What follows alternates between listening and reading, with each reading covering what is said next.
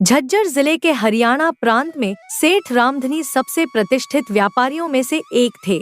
लोग कहते थे कि वे जिस मिट्टी को भी छू लेते थे वह सोना बन जाती थी। व्यापार की दुनिया में उनकी बुद्धि, चातुर्य और दूरदर्शिता की सभी प्रशंसा करते थे। उनकी विशाल हवेली जैसे घर में सोने चांदी के बर्तन चमकते थे। दासियां और नौकर उनकी सेवा में हर समय तत्पर रहते थे। रामधनी के पास वह सब कुछ था जिसकी एक व्यक्ति कल्पना कर सकता था। धन, संपत्ति, मान सम्मान और एक सुंदर तथा समर्पित पत्नी जानकी। फिर भी रामधनी के चेहरे पर उदासी की एक छाया हमेशा मंडराती रहती थी। जानकी ने उन्हें 4 सुंदर और स्वस्थ कन्याएं दी थी, लेकिन रामधनी के हृदय में जो एक अभाव था वह था पुत्र का अभाव। वंश को आगे बढ़ाने के लिए एक पुत्र की चाह उन्हें अंदर ही अंदर खाए जा रही थी। सुबह जब सूरज निकलता, रामधनी अपनी दुकान पर जाते, अपने कर्मचारियों से हंस बोलकर व्यापार का संचालन करते, लेकिन जैसे ही शाम होती और वे घर लौटते, उनके चेहरे पर फिर वही उदासी छा जाती। हवेली के विशाल दरवाजे से अंदर कदम रखते ही मानो उनके कंधों पर एक अदृश्य बोझ आ जाता। जानकी, उनकी पत्नी, जो स्वभाव से शांत और सहनशील थी, अपने पति की इस मनोदशा को देखकर स्वयं भी दुख में डूब जाती। वह अक्सर अकेले बैठकर सोचती, यह मेरा दोष नहीं है, ईश्वर की देन है संतान, चाहे वह लड़का हो या लड़की, मेरे वश में क्या है। लेकिन उनमें इतना साहस नहीं था कि वे अपने पति के सामने मुस्कुराते हुए खड़ी हो सकें। रामधनी की मां मालती अपनी बहू की स्थिति को और भी कठिन बना देती थी। एक शाम घर के आंगन में जब जानकी फूलों को पानी दे रही थी, मालती ने कटु स्वर में कहा, देखो तो कैसे फूलों को इतने प्यार से पानी दे रही है, जैसे ये ही इसके बच्चे हों। मेरे मोती जैसे बेटे को यह अभागिन मिल गई। पहले कैसा चमकता था मेरे बेटे का चेहरा, जैसे अनार का लाल दाना।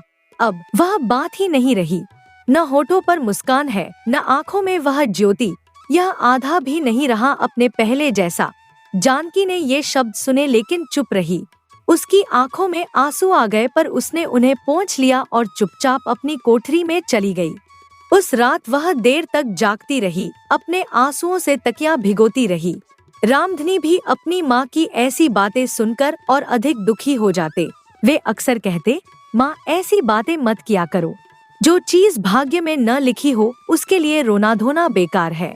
मैंने जान लिया है कि हमारे वंश का नामो निशान मिट के ही रहेगा। हमारे भाग्य में पुत्र सुख नहीं लिखा है। तुम ऐसी बातें बोलती हो तो मुझे रोना आ जाता है। मालती अपने बेटे की ये बातें सुनकर और भी क्रोधित हो जाती। क्या बकवास करते हो तुम, भाग्य कुछ नहीं होता, यह सब तुम्हारी पत्नी का दोष है, तुम्हें दूसरा ब्याह करना चाहिए। रामधनी कभी अपनी माँ से बहस नहीं करते, बस चुपचाप सिर झुकाकर अपने कमरे में चले जाते। एक दिन गली में एक बाबा आया। उसने जोर जोर से आवाज लगाना शुरू किया, आओ आओ अपना भाग्य जानो, हाथ दिखाओ भविष्य जानो। मोहल्ले की महिलाएं उत्साह से बाबा के पास एकत्रित हो गईं। बच्चों के लिए रीछ और औरतों के लिए बाबा दोनों ही आकर्षण के केंद्र होते हैं। महिलाएं बढ़ चढ़कर अपना हाथ दिखाने लगी। हर हाथ देखने के बाद बाबा कुछ न कुछ भविष्यवाणी करता, जिससे महिलाएं या तो प्रसन्न हो जाती या चिंतित। इसी बीच मालती की नजर जानकी पर पड़ी, जो दूर खड़ी यह तमाशा देख रही थी। मालती ने उसे आवाज दी, जानकी जरा इधर आ, तू भी बाबा जी को हाथ दिखा ले। जानकी ने झिझकते हुए कहा, हाथ दिखाने से क्या होगा माँ जी, हाथ दिखाने से तकदीर थोड़ी बदल जाएगी। मालती ने तीखे स्वर में कहा, अरे इसमें हर्ज ही क्या है, दिखा ले। जानकी का जी तो नहीं चाहता था कि हाथ दिखाए, परंतु सास के भय से उसने हाथ बाबा जी के सामने कर दिया। सब औरतें चुपचाप खड़ी हो गईं। यह हस्त निरीक्षण नहीं बल्कि भाग्य निरीक्षण था।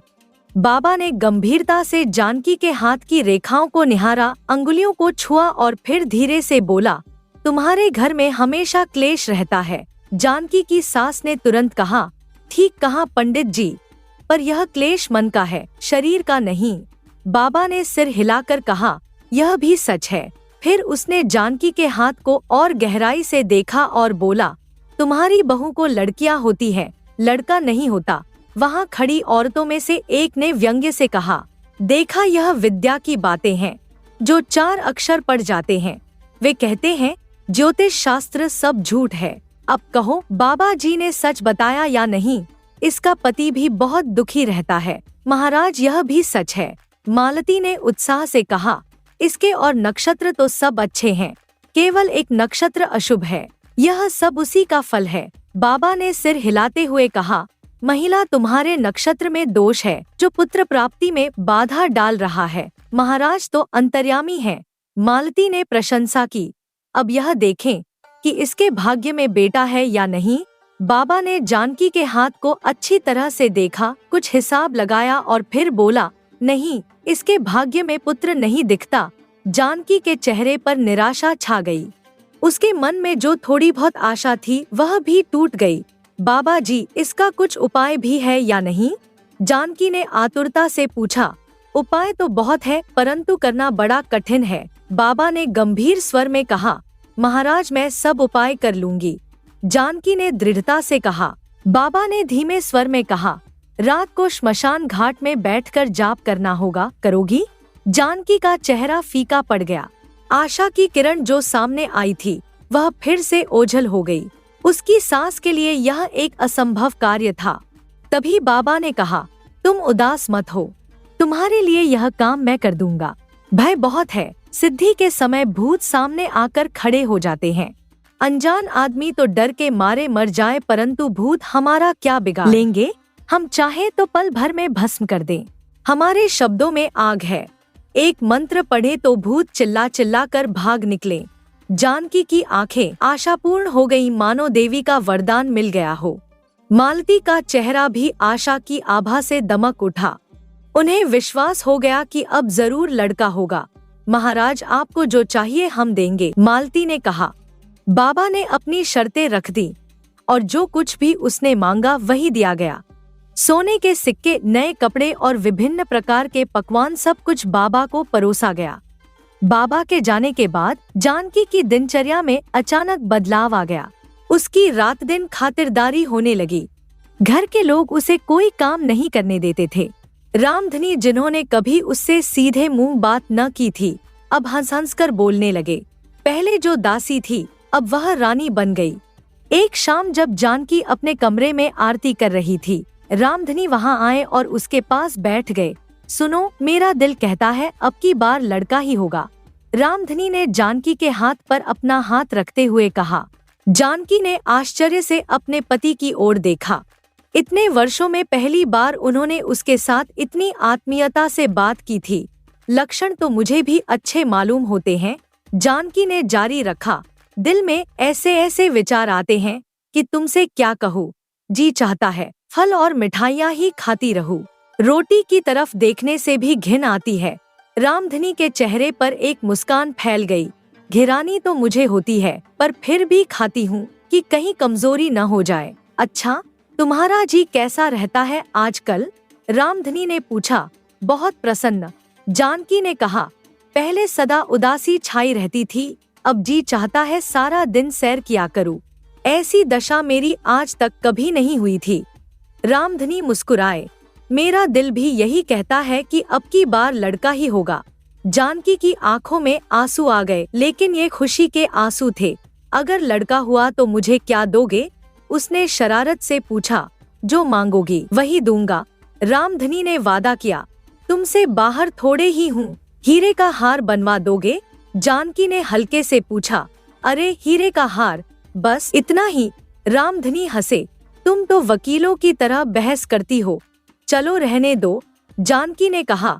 मैं तुम्हारा दिल देखना चाहती थी, मुझे हार की क्या पड़ी है, तुम्हारी खुशी मिल जाए यही सब कुछ है। रामधनी ने जानकी का हाथ अपने हाथों में लिया और बोले, मैं तुमसे कभी नाराज नहीं हुआ, क्यों झूठ बोलते हो? जानकी ने कहा। तुम्हारी तो आंखें ही बदल गई थी। मैं अनपढ़ हूँ पर अंधी नहीं, आंखें पहचानती हूँ। तुम्हें धोखा हुआ होगा, रामधनी ने कहा। खैर यह भी देखा जाएगा। इसी तरह 9 महीने बीत गए। जानकी की देखभाल में कोई कमी नहीं रखी गई। उसके लिए विशेष भोजन, दवाइयाँ और पूजा पाठ सब कुछ किया गया। अंततः प्रसव काल आ पहुँचा। रामधनी बाहर खड़े घबरा रहे थे। उनके माथे पर पसीने की बूंदें थी और हाथ कांप रहे थे।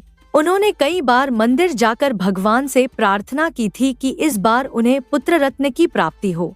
कुछ देर बाद अंदर से नवजात बालक के रोने की आवाज आई। रामधनी का दिल खुशी से उछल पड़ा। उन्होंने अपने हाथ जोड़े और आकाश की ओर देखकर धन्यवाद दिया। तभी मालती बाहर आईं।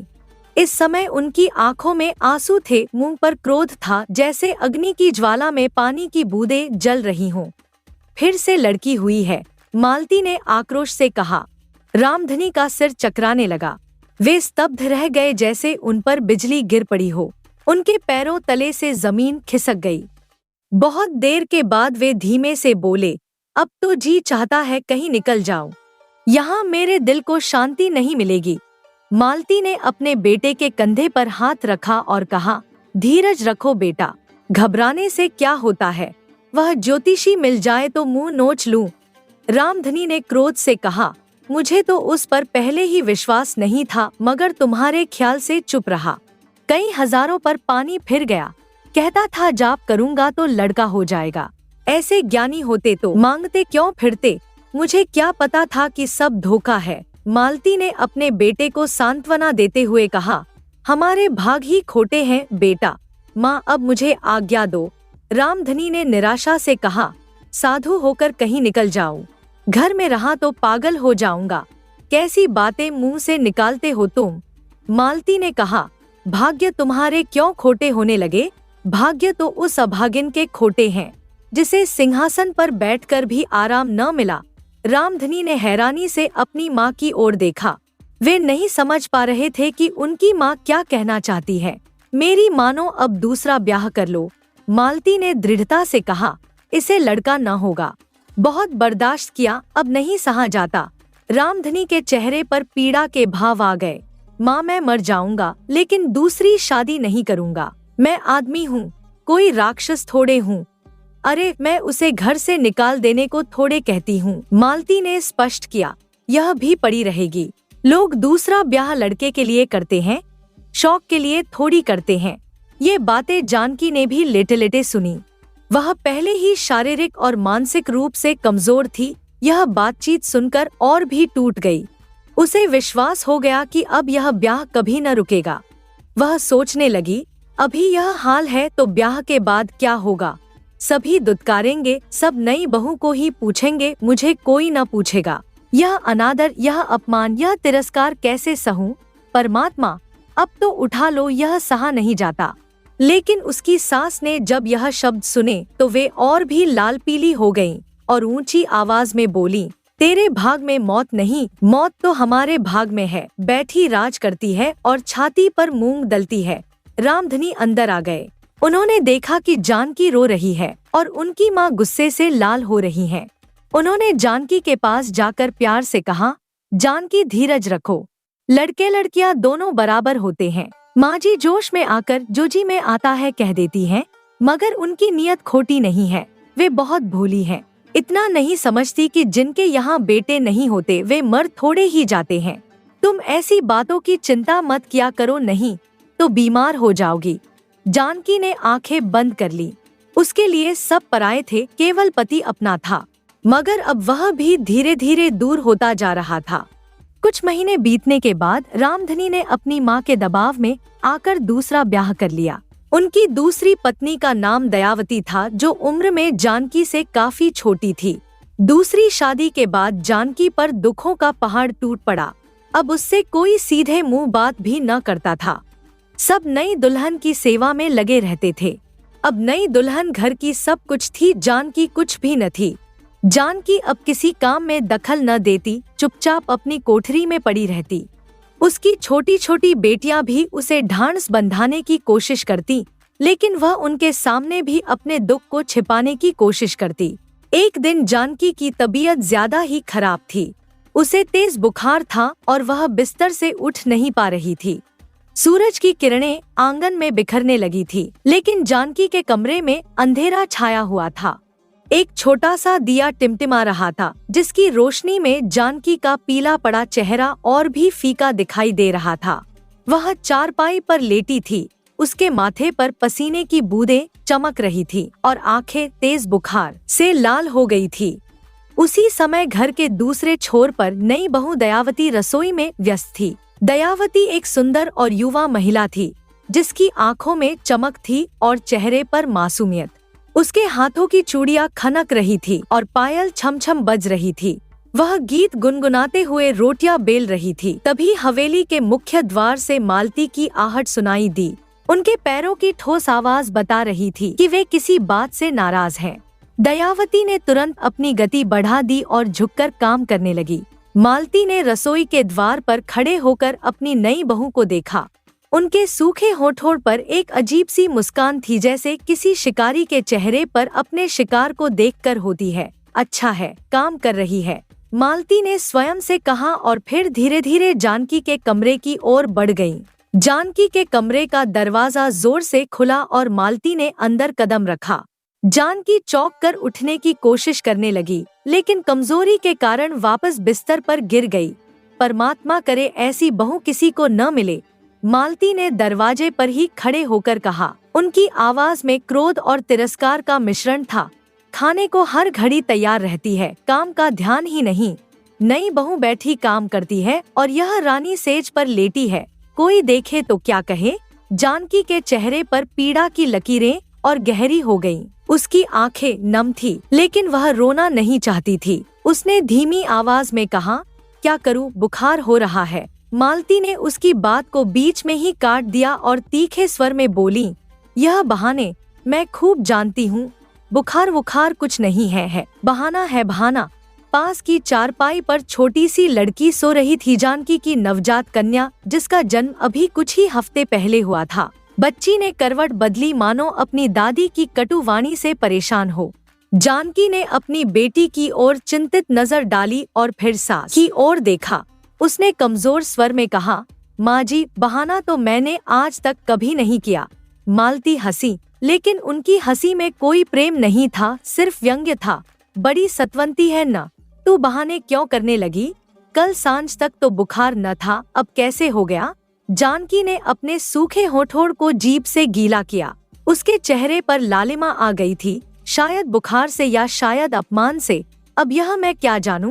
रात को सिर दर्द कर रहा था, मुझे डर है कहीं निमोनिया न हो जाए। मालती ने जानकी की चारपाई के पास आकर उसके माथे को छुआ, चिकित्सक की तरह नहीं, बल्कि ऐसे जैसे वे किसी झूठ का पर्दाफाश करना चाहती हों। हो जाए तो अच्छा ही है, उन्होंने क्रूरता से कहा, मगर निमोनिया भाग्यवान को होता है, अभागों को तो वह भी नहीं होता।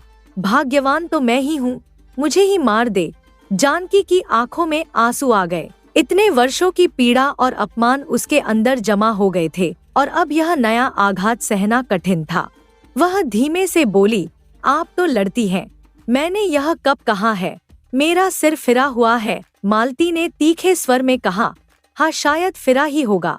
अचानक जानकी के मुंह से निकल गया और यह वाक्य जैसे आग पर तेल का काम कर गया। मालती अब गुस्से में तमतमा उठी, उनका चेहरा लाल हो गया और आंखें क्रोध से फैल गईं। वे गरज कर बोली, अगर फिरा हुआ नहीं होता तो तेरे जैसी कमजात लड़की को कैसे ब्याह कर लाती? परनाले का पत्थर चौबारे में लग गया। यह अपमान जानकी के लिए अंतिम चोट था। कमजात शब्द उसके दिल में तीर की तरह चुभ गया। सालों की पीड़ा, अपमान और तिरस्कार का बांध टूट गया। वह सिसकियां भरते हुए उठकर बैठ गई। उसकी आंखों में आग और गालों पर आंसू थे। जाओ भीतर जाकर बोलो। वह फट पड़ी, उसकी आवाज में दर्द और गुस्सा दोनों थे। मैं तो यूं ही मर रही हूँ, इलाज का तो ध्यान नहीं, लड़ने की धुन सवार हो गई है। परमात्मा ऐसी सास दुश्मन को भी न दे। जानकी के इस प्रतिरोध ने मालती को आश्चर्यचकित कर दिया। अभी तक तो यह औरत हमेशा चुप रहकर सब सहती आई थी, पर आज उसने अपना विरोध दर्ज कराया था। मालती तिलमिला उठी, उन्होंने माथे पर हाथ रखा और जोर जोर से रोना शुरू कर दिया। हाय मेरे परमात्मा, मेरा क्या होगा? मालती चीख चीख कर रोने लगी। उनकी आवाज इतनी ऊंची थी कि पूरे मोहल्ले में सुनाई दे रही थी। इस बहू ने तो मेरी इज्जत उतार दी, मेरा जरा सा लिहाज नहीं किया। मालती की चीख पुकार से पूरा मोहल्ला जमा हो गया। औरतें अपने अपने घरों से निकलकर हवेली के आंगन में इकट्ठा हो गईं। मालती ने हिचकियां लेते हुए कहा, रात को कहीं बुखार हो गया था, मैंने आकर पूछा, हकीम को बुला लूं? बस इतनी सी बात पर गाली देने लगी। बोली, तुझे मेरे बुखार की क्या परवाह है?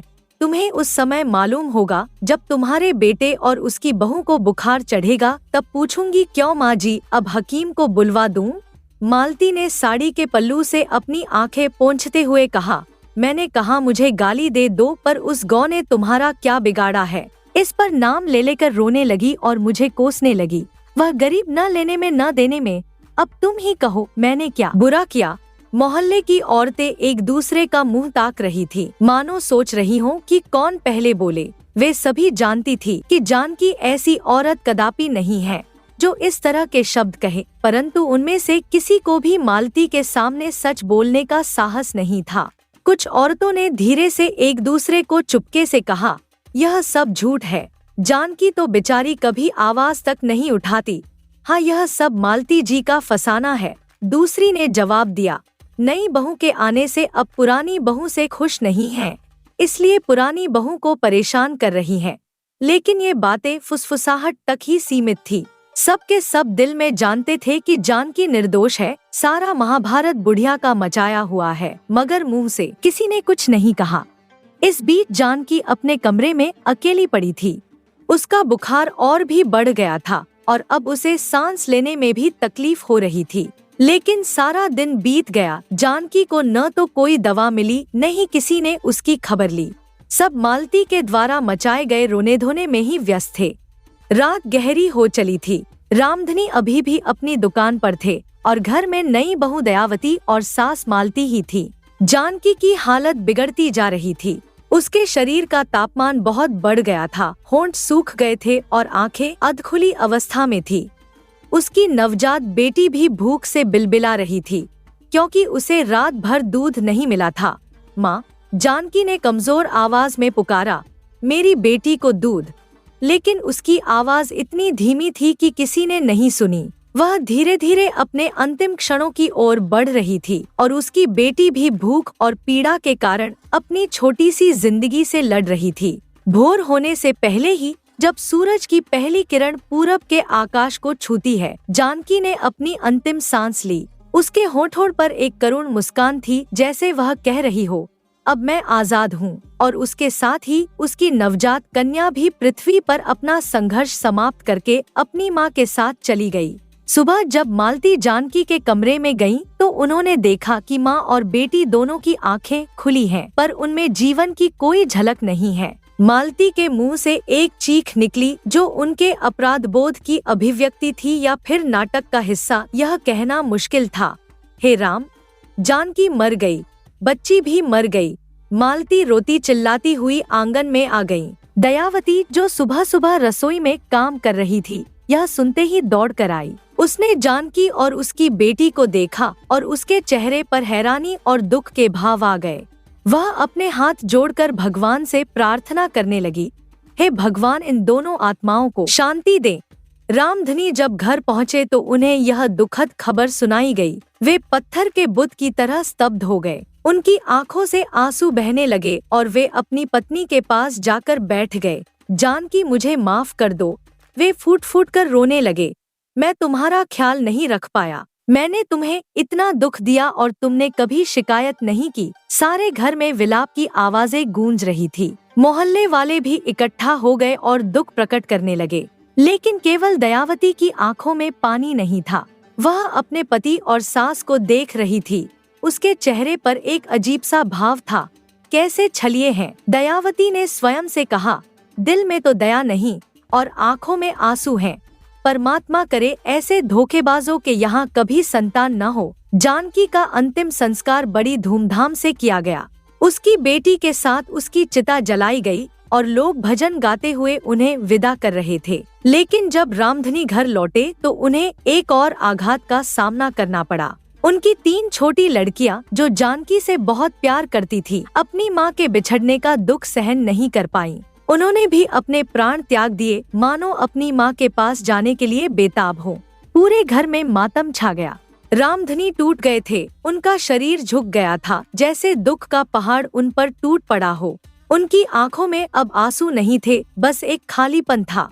लेकिन मालती के अंदर एक अजीब सी खुशी थी। वह सोच रही थी, अच्छा ही हुआ जानकी के साथ साथ यह बला भी चली गई। कौन इनको पालता, कौन इनकी शादी करता। आजकल जमाना कितना खराब आ गया है। अब एक लड़की बची है, यह भी मर जाए तो अच्छा हो जाए। इसी तरह रोते धोते कुछ महीने बीत गए। रामधनी अपने आप में खोए रहते थे, जैसे उनकी आत्मा भी अपनी पहली पत्नी और बेटियों के साथ चली गई हो। दयावती घर संभालती लेकिन अपने पति के दिल तक नहीं पहुंच पाती थी। एक दिन रामधनी के साले मांगेराम उनके घर आए। वे जानकी के भाई थे और उसकी मृत्यु से बहुत दुखी थे। उन्होंने घर में आते ही देखा कि जानकी की एक बेटी जो अभी बची थी, वह एक कोने में बैठी अपनी गुड़िया से खेल रही थी, लेकिन उसकी आंखों में एक अजीब सा खालीपन था। मांगेराम ने मालती के पास जाकर कहा, माँ जी, यदि आपकी आज्ञा हो तो मैं जानकी की लड़की को अपने घर ले जाऊं। अभी वह बच्ची है, माँ को याद करती होगी, कुछ दिन में उसका मन बहल जाएगा।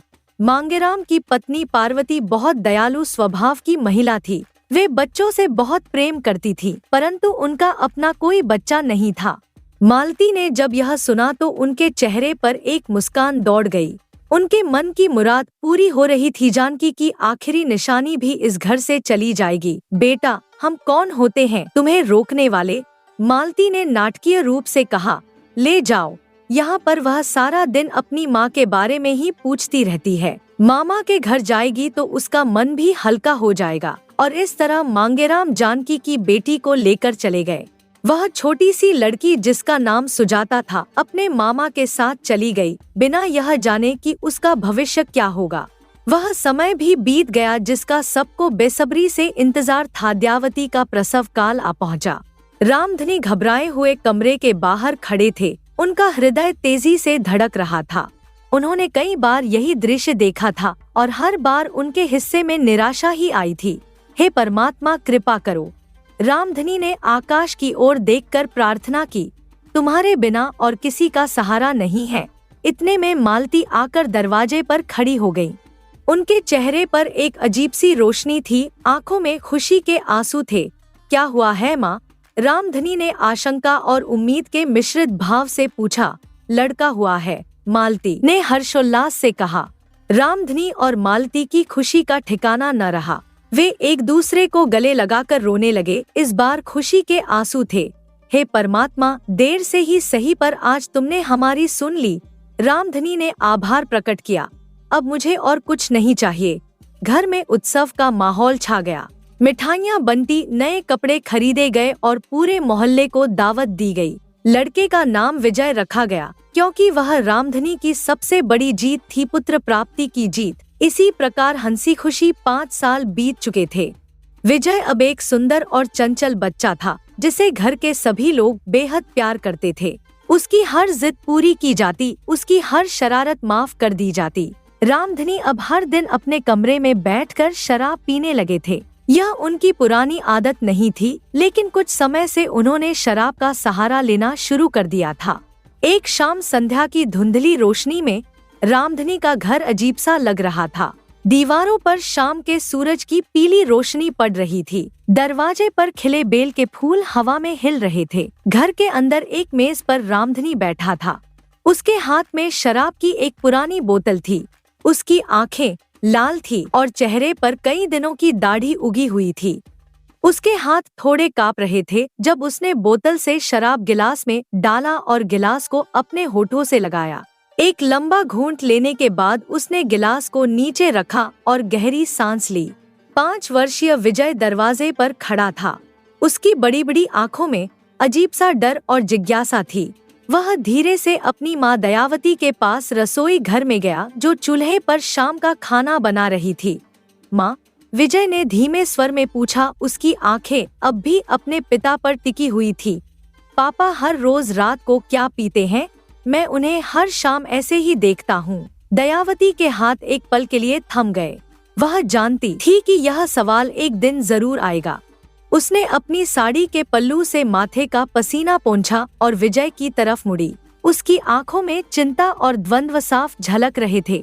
कुछ नहीं बेटा, दयावती ने मुस्कुराने की कोशिश करते हुए कहा।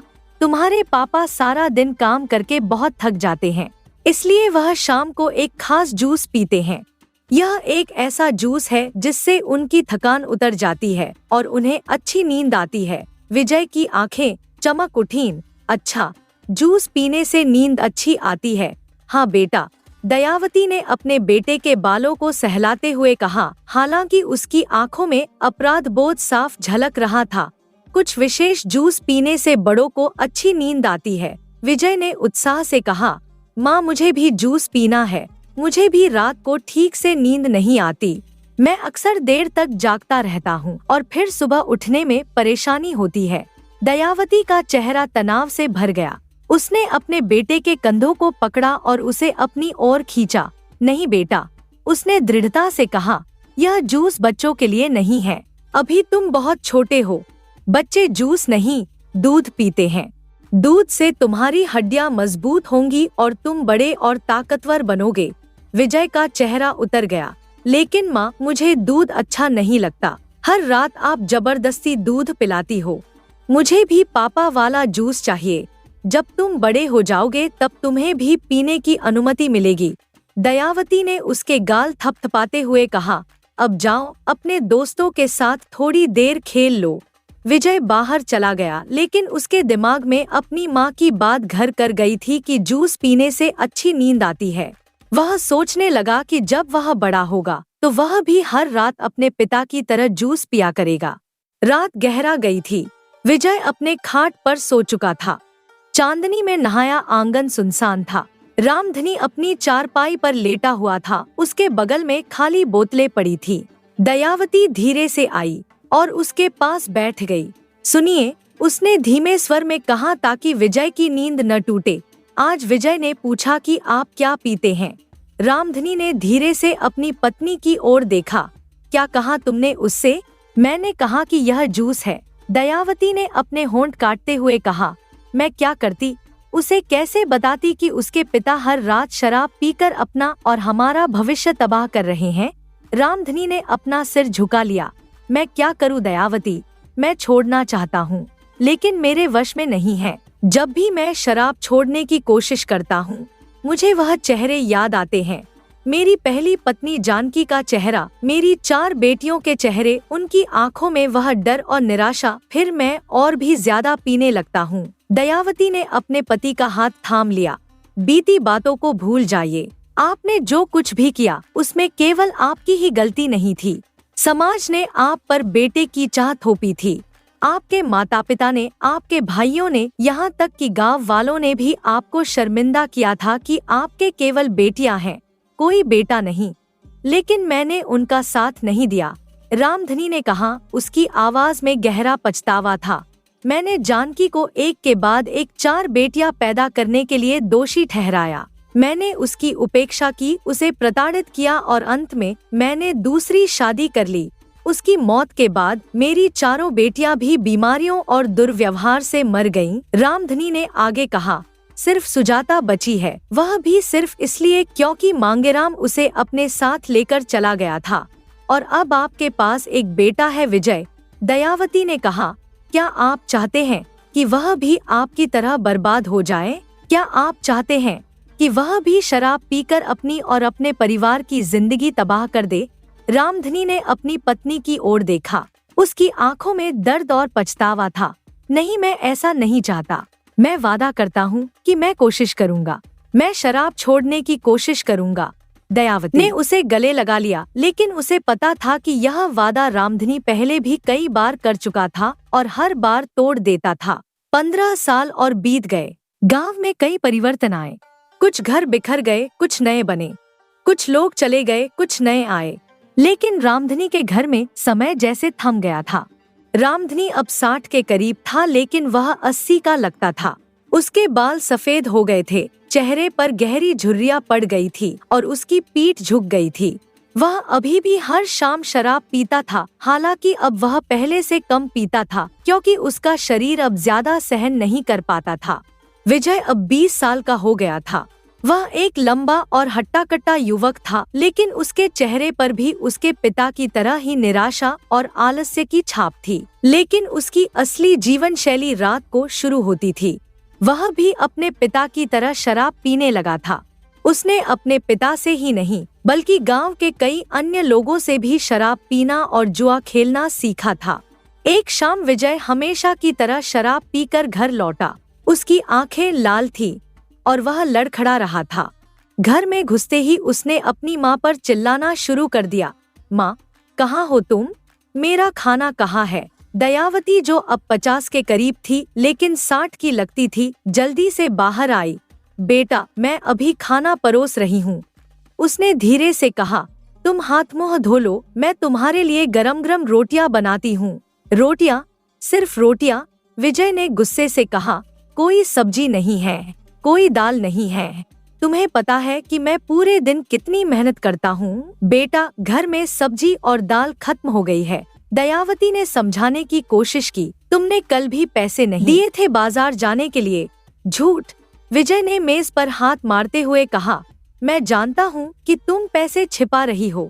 तुम और पापा मिलकर मेरे पैसे चुरा रहे हो। विजय, रामधनी की आवाज आई। वह अपनी चारपाई से उठकर आया था। अपनी माँ से इस तरह बात मत करो। ओह, तो आप भी यहाँ हैं, विजय ने व्यंग्यात्मक हंसी के साथ कहा।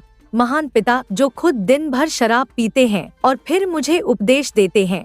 विजय, तुम्हारा दिमाग खराब हो गया है, रामधनी ने कहा। तुम्हें यह नहीं समझ आ रहा है कि तुम किस रास्ते पर जा रहे हो? मैं आपके रास्ते पर जा रहा हूँ पिताजी, विजय ने कहा। उसकी आवाज में कड़वाहट थी। आपने ही तो मुझे सिखाया है कि जीवन की सारी परेशानियों से निपटने का एक ही तरीका है शराब। आपने ही तो मुझे बताया कि जूस पीने से अच्छी नींद आती है। दयावती के चेहरे का रंग उड़ गया। विजय, वह सिर्फ मुझे सच पता है माँ, विजय ने बीच में ही टोक दिया। मुझे बचपन से ही पता था कि यह जूस नहीं, शराब है। मैं 10 साल का था, अंधा नहीं। मैं देख सकता था कि जब पापा यह जूस पीते थे तो वे कैसे व्यवहार करते थे, और फिर जब मैं 15 साल का हुआ तो मैंने भी इसे चखा और मुझे अच्छा लगा। मुझे अच्छी नींद आई, जैसे आपने कहा था। दयावती और रामधनी दोनों स्तब्ध रह गए। उन्हें नहीं पता था कि क्या कहें। और अब विजय ने आगे कहा, मुझे पैसों की जरूरत है। मैंने कल जुए में अपने सारे पैसे हार दिए हैं। अब मुझे और पैसे चाहिए। मुझे पता है कि आप दोनों के पास कुछ पैसे हैं, मुझे वे पैसे दे दो। हमारे पास कोई पैसे नहीं हैं, है बेटा, दयावती ने कहा। हम तुम्हारे द्वारा दिए गए पैसों से ही घर चलाते हैं। झूठ, विजय फिर से चिल्लाया। मुझे पता है कि तुम दोनों पैसे छिपा रहे हो। मुझे वे पैसे चाहिए, वरना क्या? रामधनी ने कहा। अब उसकी आवाज में भी गुस्सा था। क्या करोगे तुम? अपने माता पिता को मारोगे? विजय की आंखों में एक खतरनाक चमक आई। नहीं, मारूंगा नहीं, उसने धीरे से कहा, लेकिन मैं इस घर को बेच दूंगा। क्या? रामधनी और दयावती दोनों एक साथ चीखे। हाँ, विजय ने कहा। मुझे पता है कि सरपंच भैया इस घर को खरीदना चाहते हैं। वे इसके लिए अच्छी कीमत देंगे और फिर घर तो आपके नाम पर है पिताजी, लेकिन मैं जानता हूँ कि अगर मैं आपको ज्यादा शराब पिला दूं तो आप किसी भी कागज पर हस्ताक्षर कर देंगे। तुम ऐसा नहीं कर सकते विजय, दयावती ने कहा। उसकी आंखों में आंसू थे।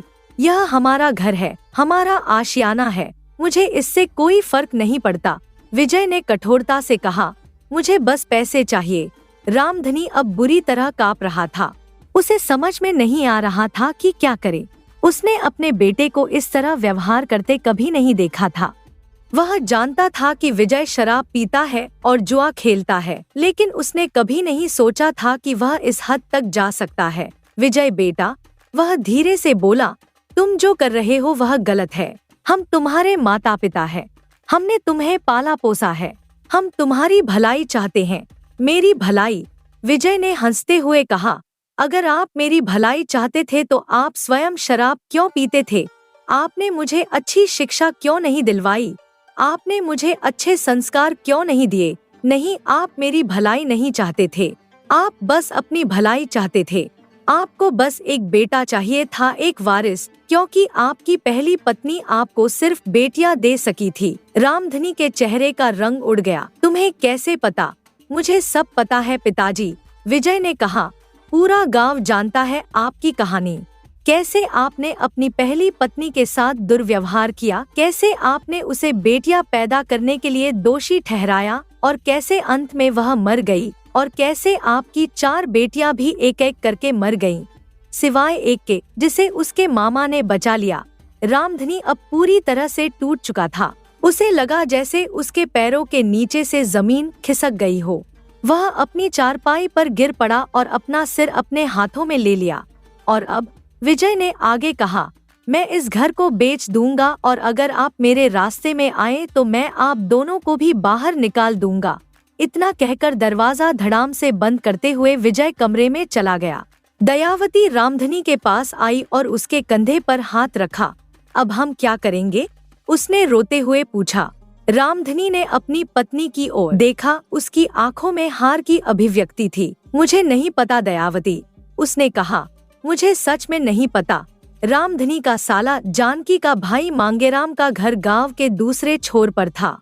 यह एक छोटा सा घर था लेकिन साफ सुथरा और सुव्यवस्थित था। आंगन में रंग बिरंगे फूल खिले हुए थे और छत पर सूरजमुखी के फूल अपना सिर ऊपर उठाए हुए थे। मांगेराम अब 60 से अधिक उम्र का हो गया था लेकिन अभी भी मजबूत और स्वस्थ था। उसकी पत्नी पार्वती भी स्वस्थ थी, हालांकि उसके बाल सफेद हो गए थे। उनके घर में अक्सर हंसी और खुशी का माहौल रहता था, खासकर जब उनकी बेटी सुजाता घर आती थी। सुजाता अब एक सफल डॉक्टर थी और शहर के एक बड़े अस्पताल में काम करती थी। वह अक्सर अपने मामा मामी से मिलने गांव आती रहती थी और उन्हें पैसे भी भेजती थी। एक दिन शहर के अस्पताल में बैठी सुजाता अपने मरीजों की फाइलें देख रही थी।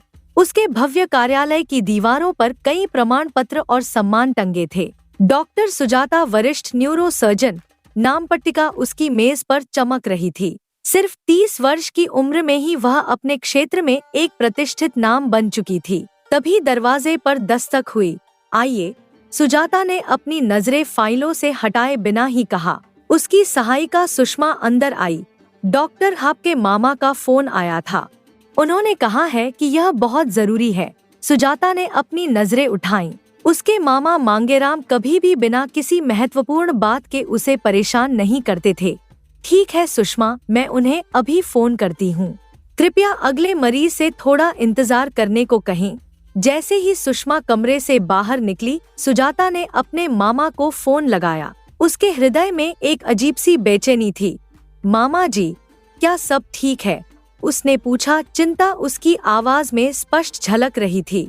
हाँ बेटी, हम सब ठीक हैं, मांगेराम ने कहा, लेकिन मुझे तुझसे एक जरूरी बात करनी है। मांगेराम ने सुजाता को बताया कि गांव में उसके जैविक पिता रामधनी और उनकी दूसरी पत्नी दयावती के साथ क्या हुआ है।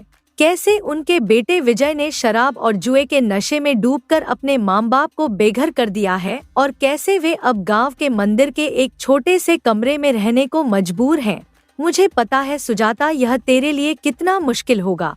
मांगेराम ने आगे कहा, मैंने तुझे कभी रामधनी के बारे में ज्यादा कुछ नहीं बताया, सिवाय इसके कि वह तेरा जैविक पिता है और उसने तेरी माँ को बहुत दुख दिया था। लेकिन आज वह एक बूढ़ा और टूटा हुआ आदमी है। शायद अब उसे माफ कर देने का समय आ गया है। सुजाता लंबे समय तक चुप रही। उसके मन में भावनाओं का तूफान उठ रहा था। वह अपने जैविक पिता से कभी नहीं मिली थी, लेकिन उनके बारे में कहानियां सुनी थी। वे कहानियां जो उसके मामा ने अनजाने में उसे बताई थी और वे कहानियां जो गांव के लोगों ने फुसफुसाकर एक दूसरे को बताई थी। इन कहानियों से उसके मन में अपने पिता के प्रति एक अजीब मिश्रित भावना थी, नफरत, गुस्सा और साथ ही एक अनकही उत्सुकता। क्या तू उनसे मिलना चाहेगी बेटी? मांगेराम ने धीरे से पूछा। सुजाता ने गहरी सांस ली। हाँ मामा जी, उसने अंततः कहा, मैं आज शाम की ट्रेन से गांव आ रही हूँ। उसी शाम सुजाता अपने गांव पहुँची। मांगेराम स्टेशन पर उसका इंतजार कर रहे थे। अब वह एक बूढ़े आदमी थे, लेकिन उनकी आंखों में अभी भी वही स्नेह और प्यार था जो सुजाता हमेशा देखती आई थी। मामा जी, वह दौड़कर उनके पास गई और उन्हें गले लगा लिया। सुजाता बेटी, मांगेराम ने प्यार से उसे गले लगाते हुए कहा, तू बहुत थक गई होगी, चल पहले घर चल। घर पहुंचते ही सुजाता की मामी पार्वती ने उसका बड़े प्यार से स्वागत किया। वह जानती थी कि सुजाता के मन में क्या चल रहा होगा, इसलिए उसने सुजाता को एक कप गर्म दूध दिया और अपने बगल में बिठाया। बेटी, उसने कहा, मैं जानती हूँ कि तेरे मन में बहुत सवाल होंगे, लेकिन मुझे विश्वास है कि तू जो भी फैसला करेगी वह सही होगा। सुजाता ने अपनी मामी को गले लगा लिया। मामी, मुझे नहीं पता कि मैं क्या महसूस करूं। एक तरफ वह मेरे पिता है, वह आदमी जिसके कारण मैं इस दुनिया में हूं, लेकिन दूसरी तरफ उन्होंने मेरी माँ और मेरी बहनों के साथ जो किया, बीती सो बीती बेटी। पार्वती ने उसके बाल सहलाते हुए कहा, जो हो गया सो हो गया, अब हमें आगे देखना है। सुजाता ने सिर हिलाया, लेकिन उसके मन में अभी भी सवाल थे, बहुत सारे सवाल। अगली सुबह सुजाता मंदिर की ओर चल पड़ी, जहां उसके जैविक पिता रामधनी और उनकी पत्नी दयावती रह रहे थे। उसके साथ मांगेराम भी थे। मंदिर के पिछवाड़े एक छोटा सा कमरा था, जिसे मंदिर के पुजारी ने दया करके रामधनी और दयावती को रहने के लिए दे दिया था। जैसे ही सुजाता वहां पहुंची, उसका दिल जोर जोर से धड़कने लगा। मामा जी, वह रुक गई, शब्द उसके मुंह में ही अटक गए। मांगेराम ने उसका हाथ थाम लिया। घबरा मत बेटी, मैं तेरे साथ हूँ। उन्होंने धीरे से दरवाजे पर दस्तक दी। कुछ पल बाद दरवाजा खुला और एक बूढ़ी महिला दयावती ने बाहर झांका। कौन है? उसने कमजोर आवाज में पूछा। मैं हूँ दयावती भाभी, मांगेराम ने कहा, और मेरे साथ। वह एक पल के लिए रुके। मेरे साथ सुजाता है। दयावती की आंखें फटी रह गईं। सुजाता? उसने अविश्वास से पूछा। रामधनी की बेटी? हाँ, मांगेराम ने सिर हिलाया। रामधनी और जानकी की बेटी। दयावती ने अपना हाथ अपने मुंह पर रख लिया, जैसे अपनी हैरानी को छिपाने की कोशिश कर रही हो। फिर उसने जल्दी से दरवाजा पूरा खोला और उन्हें अंदर आने का इशारा किया। कौन है दयावती? उसने कमजोर आवाज में पूछा। दयावती कुछ कह पाती, इससे पहले ही सुजाता आगे बढ़ गई। वह धीरे से खाट के पास गई और रामधनी के सामने खड़ी हो गई। मैं हूँ सुजाता, उसने कहा। उसकी आवाज में एक अजीब सी दृढ़ता थी। आपकी बेटी। रामधनी की आंखें फटी रह गईं। वह धीरे से उठकर बैठ गया। उसकी आंखें सुजाता का चेहरा निहार रही थी, जैसे वह उसे पहचानने की कोशिश कर रहा हो। सुजाता, वह फुसफुसाया, उसकी आवाज में अविश्वास। हाँ, तू वापस आ गई? सुजाता ने सिर हिलाया। हाँ, मैं आ गई हूँ। रामधनी की आंखों से आंसू बहने लगे। मुझे माफ कर दे बेटी, वह कहते कहते रो पड़ा।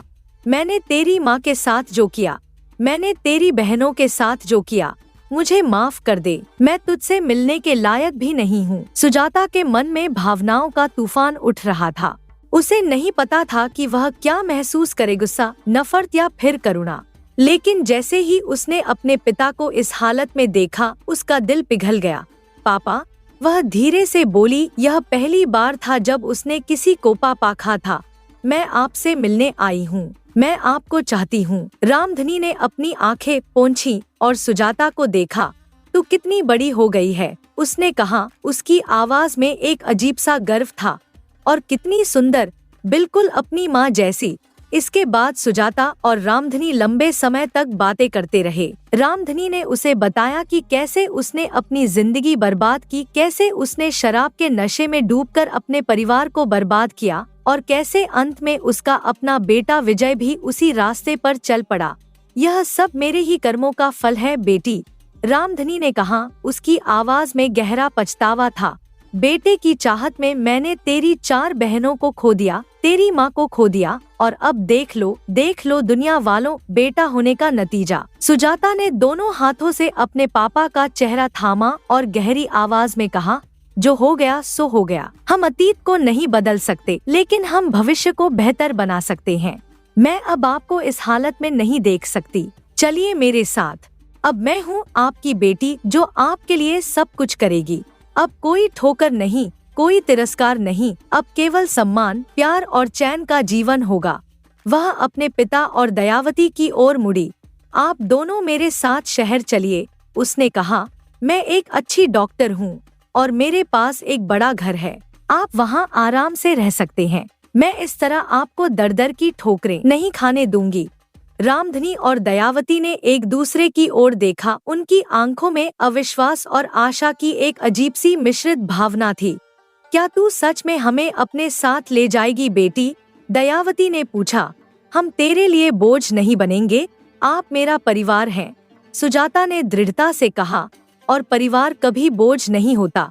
रामधनी की आंखें फिर से भर आईं। तू हमें माफ कर सकती है बेटी? उसने पूछा। उसकी आवाज में एक उम्मीद की किरण थी। सुजाता ने गहरी सांस ली। हाँ पापा, उसने कहा, मैं आपको माफ करती हूँ। मेरी माँ भी शायद यही चाहती होंगी। इन शब्दों के साथ उसने अपने पिता को गले लगा लिया। रामधनी ने अपनी बेटी को अपनी बाहों में भर लिया और फूट फूट कर रोने लगा। और उस दिन रामधनी की वह बेटी अपने माता पिता को साथ लेकर लौट चली, जहां उनके जीवन की सांझ फिर से सूरज की तरह चमकने वाली थी। अगली कहानी। सुंदरपुर गांव की भोर बड़ी मनमोहक थी। पूरब दिशा में उगते सूरज की लालिमा ने पूरे गांव को एक अलौकिक आभा से नहला दिया था। पक्षियों का कलरव और मंदिर के घंटे की आवाज ने वातावरण में एक अद्भुत सी सुगंध घोल दी थी। इसी गांव के एक छोटे से कच्चे मकान में रहता था निर्मल, एक अत्यंत गरीब लकड़हारा। निर्मल की झोंपड़ी गांव के आखिरी छोर पर थी, जहां से जंगल शुरू होता था। झोंपड़ी में एक छोटा सा आंगन था, जिसमें तुलसी का पौधा और कुछ हरी सब्जियां उगी हुई थी। घर के अंदर एक छोटा सा चौका, एक बैठक और सोने के लिए बिछी हुई चटाई ही निर्मल की सारी संपत्ति थी। उसकी पत्नी सुमेधा, एक पतली सी गेहुए रंग की महिला, जिसके चेहरे पर गरीबी की लकीरें साफ झलकती थीं, फिर भी उसकी आंखों में एक अजीब सी चमक थी जो आशा का संचार करती थी। उस दिन भी सूरज की पहली किरण के साथ ही निर्मल उठ गया था। उसने कुएं से पानी निकाला, दातुन की और अपनी पत्नी के लिए चाय बनाई। सुमेधा ने अपने पति को देखकर मुस्कुरा दिया। सुनिए, सुमेधा ने कहा, गीला आंचल सिर पर ठीक करते हुए, आज क्या लाएंगे जंगल से? कल तो मुश्किल से 2 रोटियां बनी थी। निर्मल ने अपनी पत्नी के हाथ पर हल्का सा स्पर्श किया और गंभीर स्वर में बोला, आज कुछ ज्यादा ही लकड़ियां काट लाऊंगा, शायद बाजार में अच्छा दाम भी मिल जाए। हफ्ते भर का राशन ले आएंगे आज। निर्मल की आंखों में उम्मीद की एक चिंगारी चमक उठी। फिर वह अपनी कुल्हाड़ी और रस्सी लेकर घर से बाहर निकल गया। बाहर निकलते ही उसके पैर अचानक रुक गए। गांव के चौक में एक अजीब सा हुजूम दिखाई दे रहा था। लोगों के चेहरों पर उत्साह था और सबके बीच खड़ा था गांव का प्रधान, भारी भरकम शरीर वाला धर्मपाल चौधरी, जिसके मुंह से बुझी हुई बीड़ी की गंध फैल रही थी। निर्मल दीवार के पीछे से यह सब देख रहा था। उसने देखा कि प्रधान किसी कागज पर नाम लिख रहे थे और गांव के अमीर लोग अपना नाम लिखवाकर खुशी खुशी वहां से जा रहे थे। निर्मल दबे पांव अपनी फटी पुरानी धोती को संभालते हुए उस भीड़ की ओर बढ़ा। वहां पहुंचते ही उसने देखा कि गांव का मुखिया धर्मपाल चौधरी गांव के सबसे अमीर व्यापारी बनवारी लाल से बात कर रहा था। हाँ भैया, लिख लिया आपका नाम, 25 लोग। बिल्कुल ठीक है, आप चिंता मत कीजिए, सब इंतजाम हो जाएगा। धर्मपाल ने अपनी मोटी उंगलियों से सूची पर निशान लगाते हुए कहा। बनवारी लाल ने अपनी मूंछों पर हाथ फेरते हुए गर्व से कहा, प्रधान जी, हमारे यहाँ कोई कमी नहीं होगी। स्वामी सर्वानंद जी के शिष्यों का स्वागत हमारे घर में राजाओं जैसा होगा। प्रधान ने मुस्कुराकर कहा, बस ऐसे ही गांव का नाम रोशन करिए। निर्मल बस खड़ा होकर यह सब सुन रहा था। उसे कुछ समझ में नहीं आ रहा था। अचानक धर्मपाल की नजर निर्मल पर पड़ी। अरे निर्मल, तुम कब से यहाँ खड़े हो? धर्मपाल ने आश्चर्य से पूछा। निर्मल ने सिर झुकाकर नम्रता से कहा, प्रधान जी नमस्कार, मैं बस अभी अभी आया हूँ। आप सब क्या लिख रहे हैं? धर्मपाल ने अपनी भारी आवाज में उत्तर दिया, अरे भाई, तुम्हें नहीं पता, बड़ी खुशी की बात है। स्वामी सर्वानंद जी अपने 200 शिष्यों के साथ हमारे गांव पधार रहे हैं। निर्मल की आंखें चमक उठीं। स्वामी सर्वानंद का नाम उसने कई बार सुना था। वे एक प्रसिद्ध संत थे जिनकी ज्ञान और भक्ति की चर्चा पूरे प्रदेश में होती थी। कब आ रहे हैं वे प्रधान जी? निर्मल ने पूछा। उसकी आवाज में एक अजीब सी उत्सुकता थी। कल सुबह, धर्मपाल ने कहा, और हम सब अपने अपने घरों पर उनके शिष्यों को भोजन कराएंगे। इसीलिए यह सूची बना रहे हैं कि कौन कितने लोगों को भोजन कराएगा।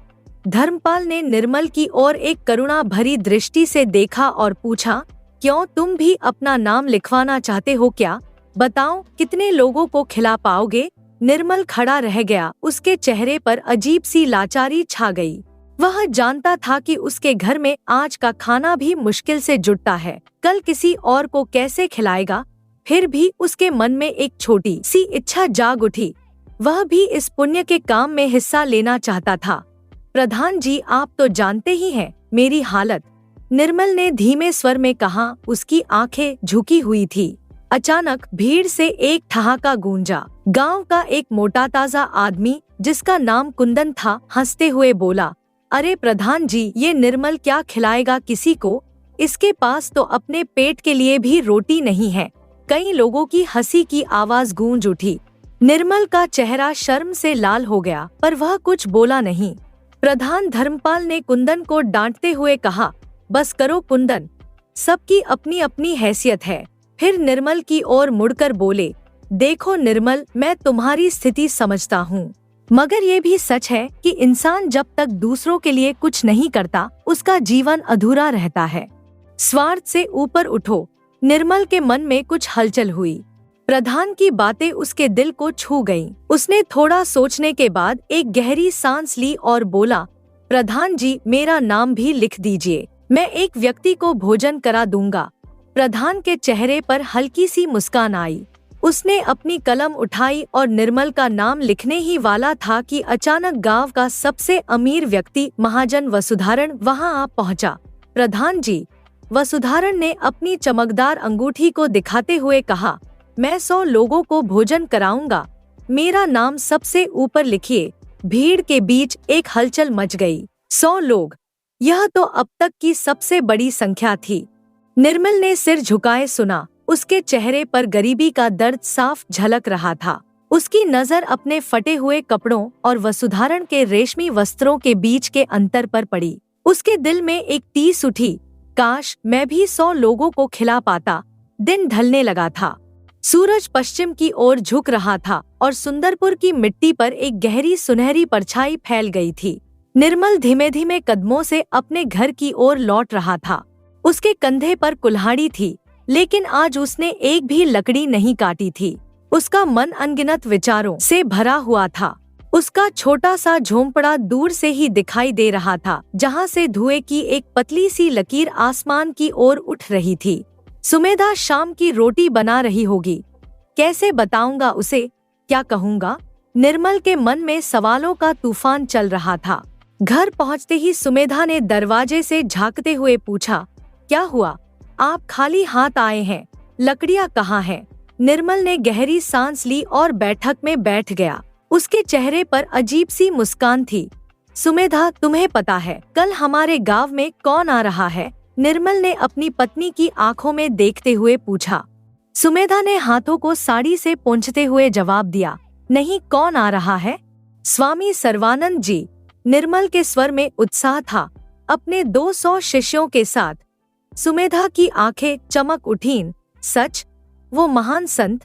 अरे वाह, ये तो बहुत अच्छी बात है। निर्मल ने हिचकिचाते हुए आगे कहा, और गांव के सभी लोग उनके शिष्यों को अपने अपने घर पर भोजन करा रहे हैं। सुमेधा ने एक पल के लिए आंखें बंद की, मानो समझ गई हो निर्मल कहाँ पहुंचना चाहता है। और तुमने क्या कहा? सुमेधा ने धीरे से पूछा। निर्मल ने अपने हाथों की ओर देखते हुए कहा, मैंने अपना नाम भी लिखवा दिया है। एक व्यक्ति के लिए। कमरे में एक पल के लिए सन्नाटा छा गया। सुमेधा के हाथ से चम्मच छूट गया और वह मिट्टी के फर्श पर टिन की आवाज के साथ गिरा। निर्मल जल्दी से बोला, मैं जानता हूँ हमारे पास कुछ नहीं है, लेकिन सुमेधा सुनो। उसने अपनी पत्नी के हाथ पकड़ लिए। प्रधान जी ने ठीक ही कहा था, हम सिर्फ अपने बारे में ही सोचते आए हैं, कभी किसी को एक मुट्ठी अनाज भी नहीं दिया। शायद यही हमारी गरीबी का कारण है। एक दिन, सिर्फ एक दिन, अगर हम किसी के लिए कुछ करें।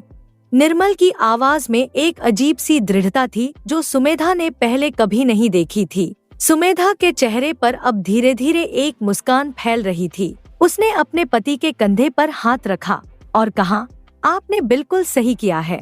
संतों को भोजन कराना परम पुण्य का काम है।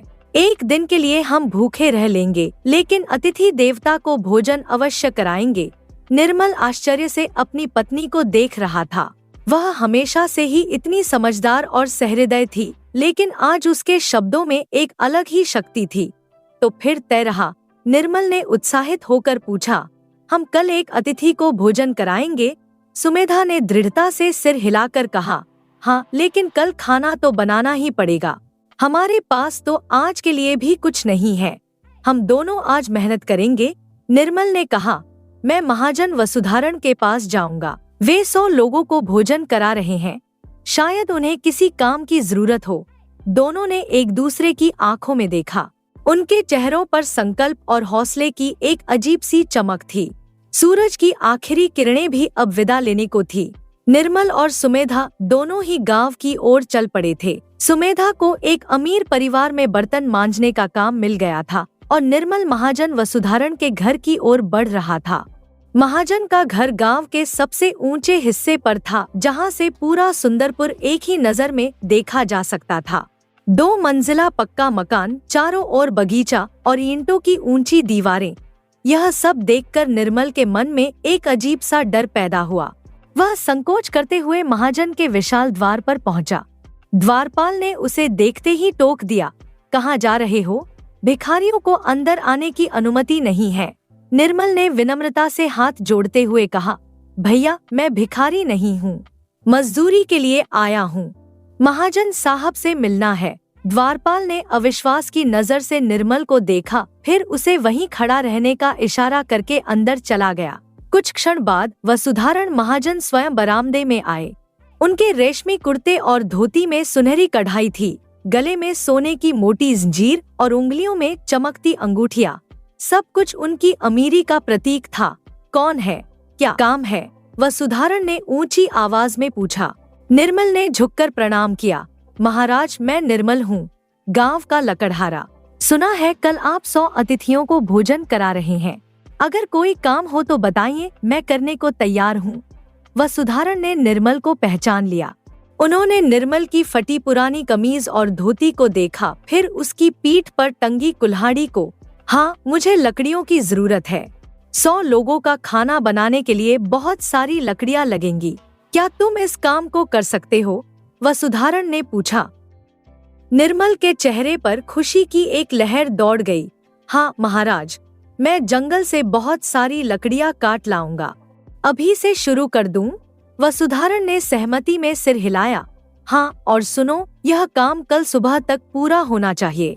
तुम्हारी मेहनत के अनुसार मजदूरी मिलेगी। निर्मल के चेहरे पर आशा की किरण चमकी। उसने कुल्हाड़ी को अपने कंधे पर ठीक से संभाला और जंगल की ओर चल पड़ा।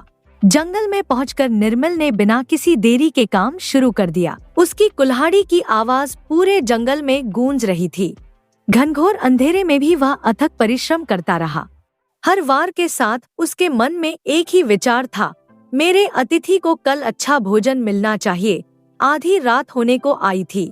निर्मल का शरीर थकावट से चूर था, लेकिन वह रुका नहीं। अचानक उसने देखा कि जंगल के एक कोने से एक हल्की सी रोशनी आ रही है। उसने सोचा शायद कोई और भी लकड़ियां काटने आया होगा, लेकिन रोशनी धीरे धीरे उसकी ओर बढ़ती आ रही थी। निर्मल ने अपनी कुल्हाड़ी को संभाला और उस रोशनी की ओर देखने लगा। धीरे धीरे वह रोशनी एक मानव आकृति में बदल गई।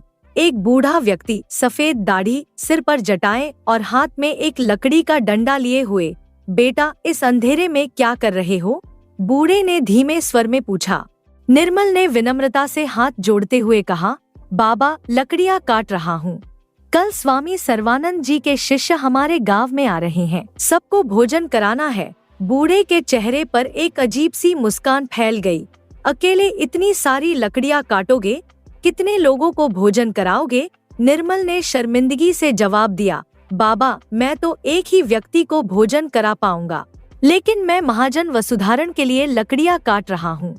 वे 100 लोगों को भोजन कराएंगे। बूढ़े ने निर्मल के कंधे पर हाथ रखा और कहा, बेटा, तुम्हारा हृदय बहुत शुद्ध है। तुम थक गए हो, थोड़ा आराम कर लो। बाकी लकड़ियां मैं काट दूंगा। निर्मल ने आश्चर्य से बूढ़े को देखा।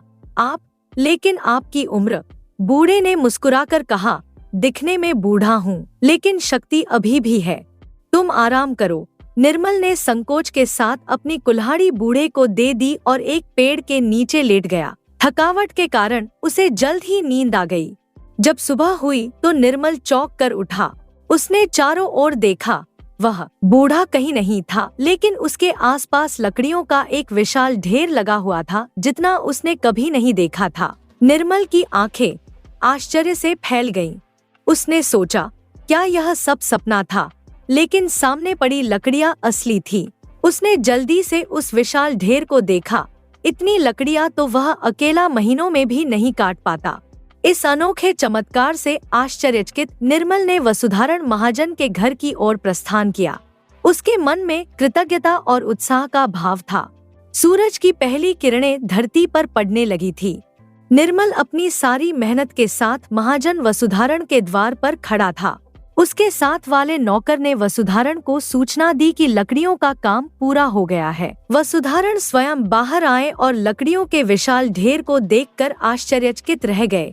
ये सब तुमने अकेले काटा है? वसुधारण ने आश्चर्य से पूछा। निर्मल ने अपने माथे पर हाथ फेरते हुए कहा, जी महाराज, पूरी रात मेहनत की है। वसुधारण ने अविश्वास से निर्मल को देखा। उन्होंने कभी नहीं सोचा था कि एक व्यक्ति इतनी सारी लकड़ियां एक ही रात में काट सकता है, लेकिन प्रमाण उनके सामने था। तुम्हारी मेहनत वाकई काबिले तारीफ है। वसुधारण ने कहा, आओ तुम्हारी मजदूरी लो। वसुधारण ने अपने नौकर को इशारा किया। नौकर जल्द ही एक बड़ी टोकरी लेकर आया, जिसमें चावल, दाल, सब्जियां और कुछ मिठाइयां भी थी। ये लो तुम्हारी मेहनत का इनाम। वसुधारण ने कहा, इतना सब तुम्हारे अतिथि के लिए काफी होगा। निर्मल ने अविश्वास से टोकरी की ओर देखा। इतना सारा सामान उसने कभी सपने में भी नहीं सोचा था कि वह एक दिन में इतना कमा लेगा। महाराज, यह तो बहुत ज्यादा है, निर्मल ने हिचकिचाते हुए कहा। वसुधारण ने मुस्कुराकर जवाब दिया, नहीं नहीं, ये तुम्हारी मेहनत का फल है। ले जाओ और अपने अतिथि को अच्छे से भोजन कराओ।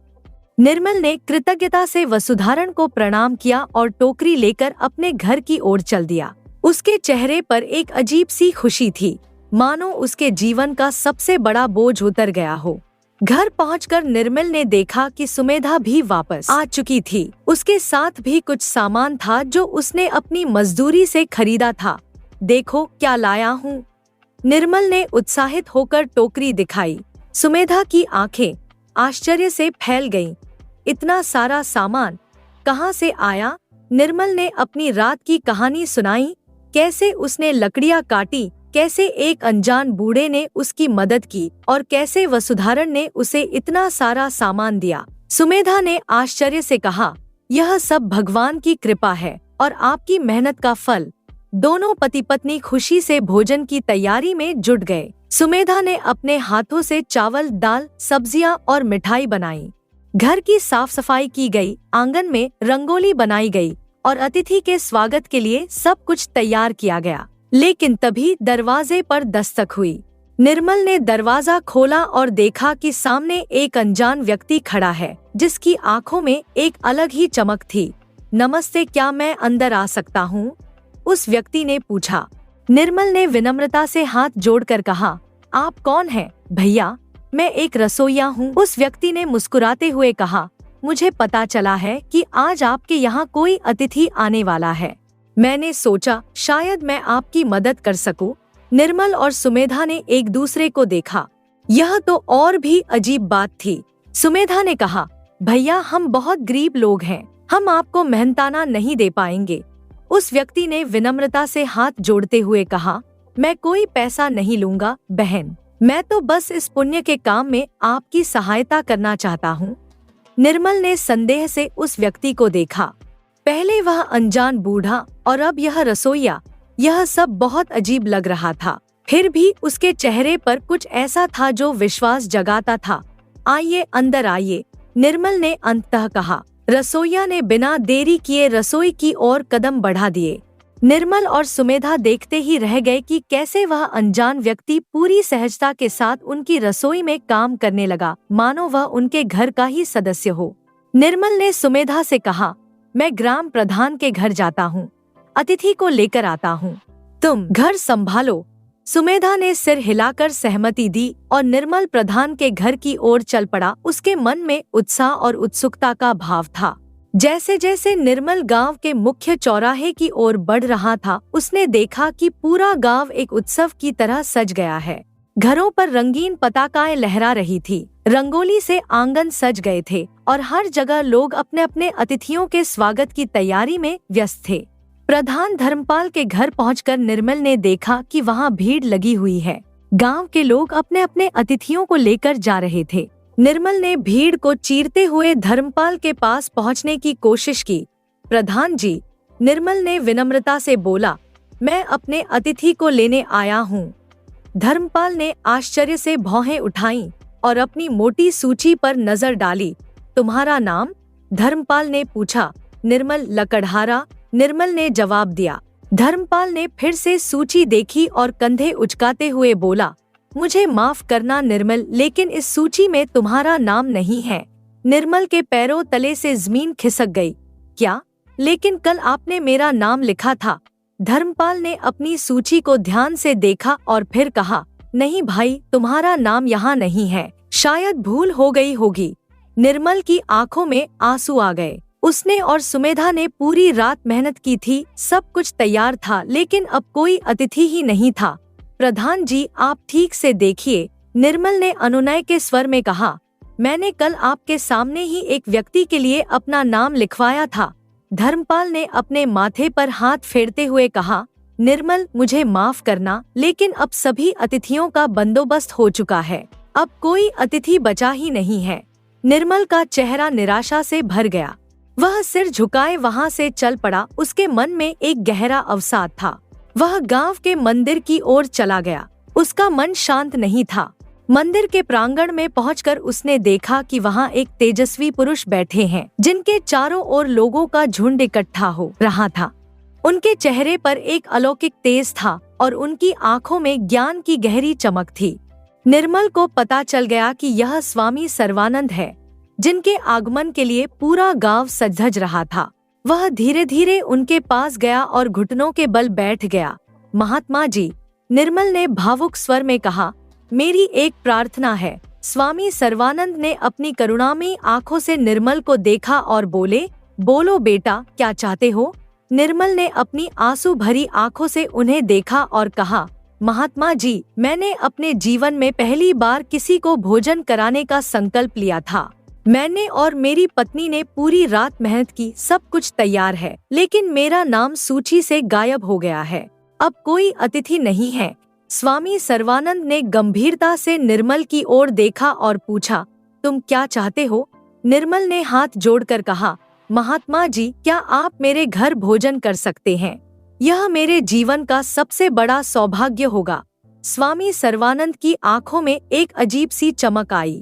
उन्होंने कुछ क्षण निर्मल को देखा, फिर मुस्कुराते हुए बोले, ठीक है, मैं तुम्हारे घर भोजन करूंगा। निर्मल की आंखों में खुशी के आंसू आ गए। वह स्वामी जी के चरणों पर गिर पड़ा। चलो, मुझे अपने घर ले चलो, स्वामी सर्वानंद ने कहा। सभी लोग आश्चर्य से देख रहे थे कि स्वामी सर्वानंद, जिन्हें सभी अमीर लोग अपने घर ले जाना चाहते थे, वह एक गरीब लकड़हारे के साथ चल पड़े। लोगों के चेहरों पर ईर्ष्या, आश्चर्य और हैरानी के भाव थे। निर्मल अब गर्व से भरा हुआ स्वामी सर्वानंद को अपने साथ ले जा रहा था। उसका सिर अब ऊंचा था और उसके चेहरे पर एक अलग ही तेज था। निर्मल के छोटे से झोंपड़े के बाहर लोगों की भीड़ जमा हो गई थी। सब यह देखना चाहते थे कि गांव का सबसे गरीब आदमी अपने घर पर स्वामी सर्वानंद का स्वागत कैसे करेगा। कुछ लोग उपहास कर रहे थे, कुछ आश्चर्य से भरे थे और कुछ ईर्ष्या से जल रहे थे। लेकिन निर्मल के लिए यह सब मायने नहीं रखता था। उसके लिए तो बस यही महत्वपूर्ण था कि स्वामी सर्वानंद उसके घर आ रहे थे। जैसे ही वे घर के पास पहुँचे, निर्मल ने देखा कि उसके घर के आंगन से एक अलौकिक प्रकाश निकल रहा है। उसकी झोंपड़ी, जो हमेशा धूल और मिट्टी से भरी रहती थी, आज के इस पावन दिन एक दिव्य आभा से जगमगा रही थी। सुमेधा दरवाजे पर खड़ी थी। उसके हाथों में पूजा की थाली थी, जिसमें दीप, फूल और अक्षत थे। उसके चेहरे पर एक अलौकिक शांति थी और आंखों में आनंद के आंसू थे। स्वामी जी, हमारा आंगन पवित्र कीजिए। सुमेधा ने विनम्रता से कहा और स्वामी सर्वानंद के सामने थाली रख दी। स्वामी सर्वानंद ने मुस्कुराते हुए उस थाली को छुआ और निर्मल के घर में प्रवेश किया। अंदर एक चौंका देने वाला दृश्य था। छोटी सी झोंपड़ी पूरी तरह से सज गई थी। फर्श पर स्वच्छ चादर बिछी थी, दीवारों पर आम के पत्तों और फूलों से सजावट की गई थी और रसोई से घी और मसालों की सुगंध आ रही थी। और सबसे आश्चर्यजनक बात, वह रसोइया जो पहले आया था अब कहीं दिखाई नहीं दे रहा था। रसोइया कहाँ है? निर्मल ने आश्चर्य से पूछा। सुमेधा ने विस्मय से कहा, पता नहीं, आपके जाते ही वह भी कहीं चला गया, लेकिन सारा भोजन तैयार कर गया है। स्वामी सर्वानंद ने एक विशेष मुस्कान दी और आसन पर बैठ गए। निर्मल ने विनम्रता से उनके चरण धोए और सुमेधा ने भोजन परोसना शुरू किया। भोजन इतना स्वादिष्ट था कि ऐसा लगता था जैसे स्वर्ग का अमृत हो। स्वामी सर्वानंद ने बड़े प्रेम से भोजन ग्रहण किया और बार बार उसकी प्रशंसा की। इतना स्वादिष्ट भोजन मैंने कभी नहीं खाया। स्वामी सर्वानंद ने कहा, तुम दोनों ने बहुत प्रेम से इसे बनाया है। भोजन के बाद स्वामी सर्वानंद ने निर्मल और सुमेधा को अपने पास बैठने का संकेत किया। निर्मल, उन्होंने गंभीरता से कहा, मैं तुम्हारी भक्ति से बहुत प्रभावित हूँ। तुमने अपनी गरीबी में भी दूसरों के लिए सोचा। यह सच्ची भक्ति है। निर्मल ने विनम्रता से कहा, महात्मा जी, आपके चरणों में जो आशीर्वाद मिला है वह मेरे पूरे जीवन का सबसे बड़ा धन है। स्वामी सर्वानंद ने मुस्कुराते हुए कहा, निर्मल, क्या तुम जानते हो वह बूढ़ा जिसने तुम्हारी लकड़ियाँ काटने में मदद की और वह रसोइया जिसने तुम्हारा भोजन बनाया, वे कौन थे? निर्मल ने आश्चर्य से सिर हिलाया। स्वामी सर्वानंद ने धीमे स्वर में कहा, वह बूढ़ा स्वयं महादेव शंकर थे और वह रसोइया देवराज इंद्र थे। तुम्हारी निष्काम भक्ति ने देवताओं को भी प्रभावित कर दिया। निर्मल और सुमेधा अवाक रह गए। उनकी आंखों से आंसू बहने लगे और वे दोनों स्वामी सर्वानंद के चरणों पर गिर पड़े। अब तुम्हारे जीवन में परिवर्तन का समय आ गया है, स्वामी सर्वानंद ने कहा। उन्होंने अपना हाथ उठाया और निर्मल के घर की छत की ओर इशारा किया। अचानक छत से सुनहरी किरणें निकलने लगी और एक अद्भुत दृश्य उभरा। निर्मल के घर की छत से हीरे मोती, सोने चांदी के सिक्के और कीमती रत्न बरसने लगे। बाहर खड़े लोग अवाक रह गए। यह दृश्य देखकर सभी के मुंह से एक ही शब्द निकला, चमत्कार। सारा झोंपड़ा अब अमूल्य रत्नों से भर गया था। निर्मल, जो कभी गांव का सबसे गरीब आदमी था, अब एक पल में सबसे धनवान बन गया था।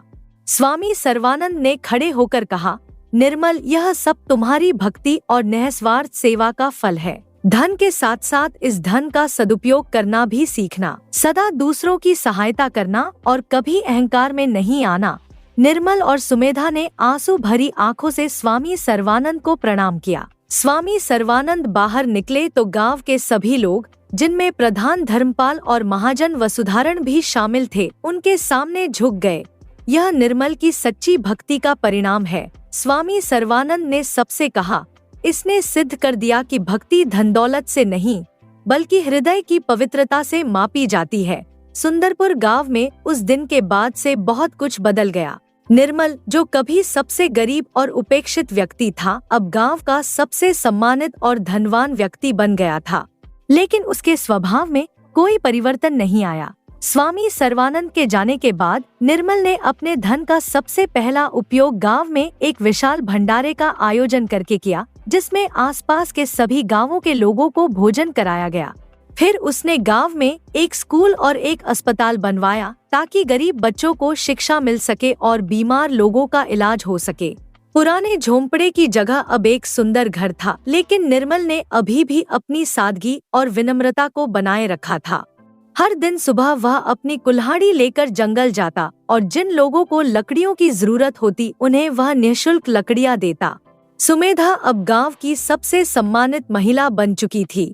उसने गांव की महिलाओं के लिए एक सिलाई केंद्र खोला, जहां वे आत्मनिर्भर बनने के लिए आवश्यक कौशल सीख सकती थी। एक दिन जब निर्मल अपने नए घर के बरामदे में बैठा था, तो धर्मपाल प्रधान और वसुधारण महाजन उसके पास आए। निर्मल भाई, धर्मपाल ने कहा। अब उसके स्वर में एक नया सम्मान था। हम आपसे माफी मांगने आए हैं। हमने हमेशा आपको हीन समझा और आपका अपमान किया। निर्मल ने मुस्कुराते हुए उत्तर दिया, इसमें माफी मांगने की कोई बात नहीं है प्रधान जी, जो हुआ सब ईश्वर की इच्छा से हुआ। वसुधारण ने कहा, निर्मल, तुम्हारी भक्ति ने सिद्ध कर दिया कि सच्चा धनी वह नहीं होता जिसके पास धन है, बल्कि वह होता है जिसके हृदय में प्रेम और सेवा का भाव है। निर्मल ने गंभीरता से कहा, महाजन जी, आपके कारण ही मुझे महादेव के दर्शन हुए। यदि आप मुझे लकड़ियाँ काटने का काम नहीं देते तो शायद यह सब नहीं होता। तीनों की आंखों में आंसू आ गए। उस दिन से सुंदरपुर में जाति, धर्म और धन दौलत का भेदभाव समाप्त हो गया। निर्मल और सुमेधा ने गांव को एक नई दिशा दी, प्रेम, सेवा और भक्ति की दिशा। स्वामी सर्वानंद हर वर्ष उस गांव में आते और निर्मल के घर ही ठहरते। वे अक्सर कहते, निर्मल की कहानी हमें सिखाती है कि सच्ची भक्ति और निस्वार्थ सेवा कभी व्यर्थ नहीं जाती। यही जीवन का सबसे बड़ा धन है। सुंदरपुर अब वास्तव में अपने नाम के अनुरूप एक सुंदर गांव बन गया था, जहां प्रेम, भाईचारा और सेवा का भाव हर दिल में बसता था। और इस सब का श्रेय था निर्मल को, एक साधारण लकड़हारे को, जिसने अपनी निस्वार्थ भक्ति से न केवल अपना जीवन बदला बल्कि पूरे गांव का भाग्य ही बदल दिया। आज भी जब लोग इस कहानी को सुनते हैं तो वे सीखते हैं कि सच्ची भक्ति कभी व्यर्थ नहीं जाती और ईश्वर सदैव उन लोगों की सहायता करते हैं जो दूसरों की निस्वार्थ भाव से सेवा करते हैं। निर्मल की कहानी आज भी लोगों के हृदय में प्रेरणा का स्रोत है। यह सिखाती है कि जीवन में धन, शोहरत या ताकत नहीं, बल्कि सच्ची भक्ति और परोपकार का भाव ही सबसे महत्वपूर्ण है।